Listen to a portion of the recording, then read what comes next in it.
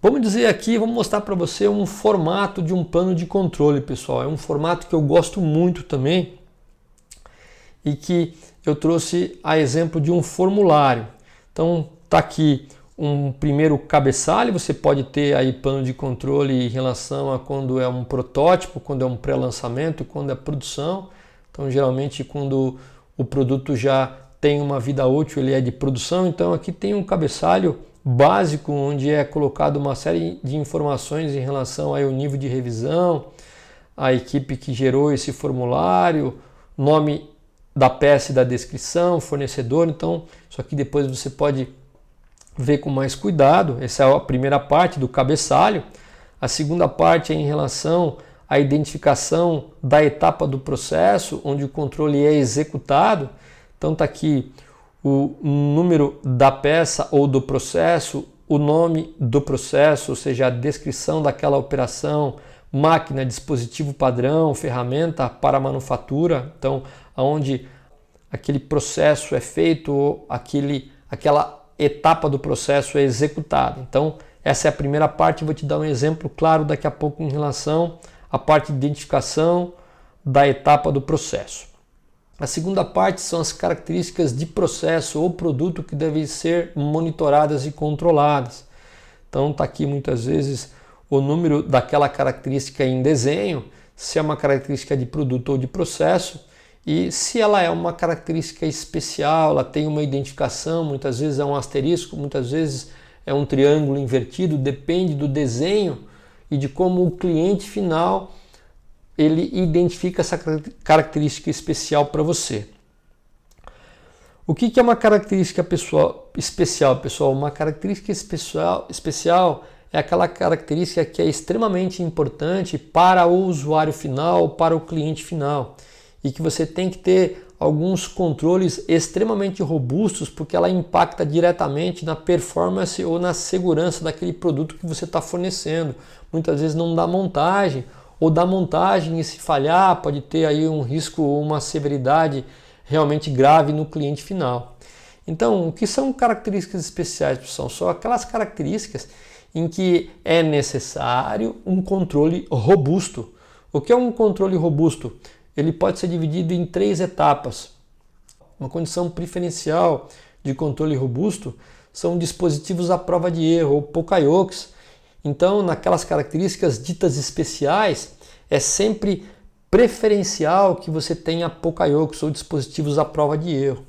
Se você não conseguir ter dispositivos à prova de erro, é recomendável que aquela característica seja controlada por CEP, por controle estatístico de processo, na qual você, através de cartas de controle e análise de capabilidade, você controla aí essa característica final do produto.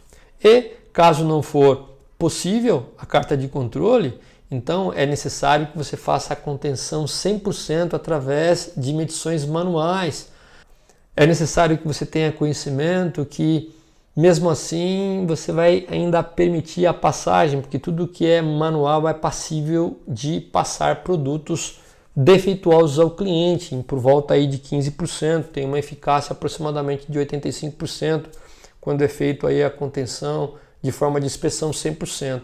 Então, quando você ouvir falar de características especiais, é sempre desejável que você tenha aí dispositivos à prova de erro, ou CEP, ou no final, se não conseguir nenhum desses dois anteriores, fazer através de inspeção 100% com o risco de ainda passar itens defeituosos ao cliente.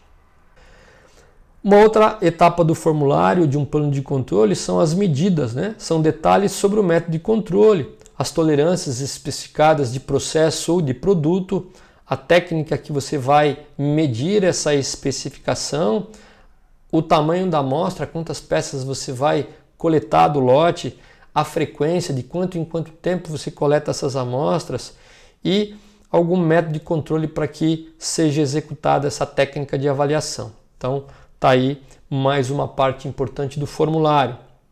A última parte do formulário é uma coisa muito interessante, que é o plano de reação.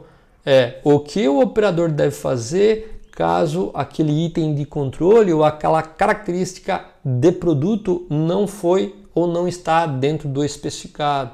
Então, como ele reage em relação a isso. A gente vai falar um pouquinho mais detalhado aí um pouquinho depois desses slides. Aqui então está um exemplo de um plano de controle. Vamos pegar aqui, por exemplo, uma operação de torneamento, né? O nome do processo, descrição da operação, tornear um lado, a máquina é o torno CNC. Vamos pegar de repente uma característica dimensional que é raio. Esse número 3 geralmente é aquela característica que está boletada no desenho em que ele segue. Não tem nenhuma característica de processo para garantir essa característica de produto nesse caso. Aqui ela não é uma característica especial, embora tenha aqui alguns asteriscos, ela não é uma característica especial. Como eu sei? Porque ela não tem nenhum Poka-yoke, não tem CEP ou é feita 100% manual. E pela amostra aqui a gente já vê que é o tamanho 1, aqui é 100%, então pode ser que seja uma característica especial. Aqui não está muito bem exemplificado no exemplo. Mas vamos pegar o raio. Qual é a especificação do raio? Máximo de 0,5 milímetros. Então essa é a especificação. Qual é a técnica de avaliação e medição? Ele vai fazer isso no projetor de perfil. Qual é o tamanho da amostra? Uma. Qual é a frequência de inspeção? Todo o setup. Qual é o método de controle? Ele tem um método chamado liberação de máquina, ou seja, toda vez que ele precisar liberar a máquina através de um setup, ele chama esse método e identifica e faz esse tipo de aprovação. E o plano de reação, separar a peça, checar processo e reparar. Então, é alguma orientação que ele dá ao operador e você pode fazer isso através de procedimentos anexos com um pouco mais de detalhe, para que realmente o operador tenha o total controle do seu processo e de seu produto principalmente. Tá? Então está aqui um exemplo para você de plano de controle.